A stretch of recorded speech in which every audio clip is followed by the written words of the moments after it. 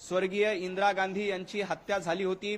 त्यानंतर इंदिरा गांधींची ज्या दिवशी हत्या झाली, ज्या दिवशी अंत्यसंस्कार चालू होते, त्याच दिवशी राजीव गांधी यांची पंतप्रधान म्हणून शपथविधी सोहळा पार पडला होता।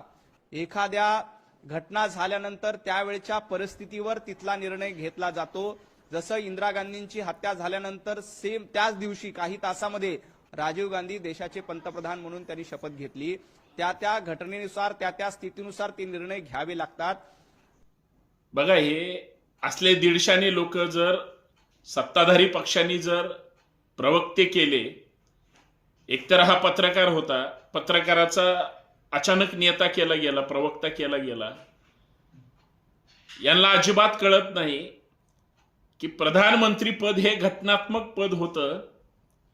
प्रधानमंत्र्यांना देशाची जबाबदारी असते आणि उपमुख्यमंत्री पद हे घटनात्मक नाही, ते राजकीय पक्षासाठी आणि नेत्यासाठी केलेली तडजोड आहे, हा वाटा आहे सत्तेचा। प्रधानमंत्री पद जरी या देशामध्ये त्यावेळेस दुर्घटना झाली तरी देश चालवायचा आहे आणि देश हा सक्षम हातानेच चालवला गेला पाहिजे, म्हणून लगेच त्या ठिकाणी नियुक्ती करण्यात आली। आता याला सांगणार कोण?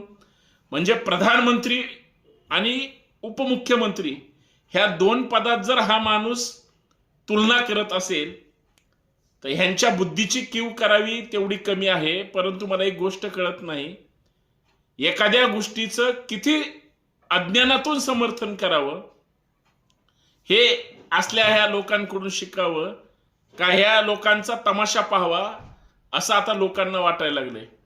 ह्यांना एकदा सांगा, प्रधानमंत्री पद फार मोठं आहे, ते देशाचं आहे, उपमुख्यमंत्री पद हे राज्याचं आहे आणि ते घटनात्मक नाही तर ती राजकीय तडजोड आहे। तर एवढा जर फरक करत नसेल तर धन्य ते नेते आणि धन्य हे असले प्रवक्ते।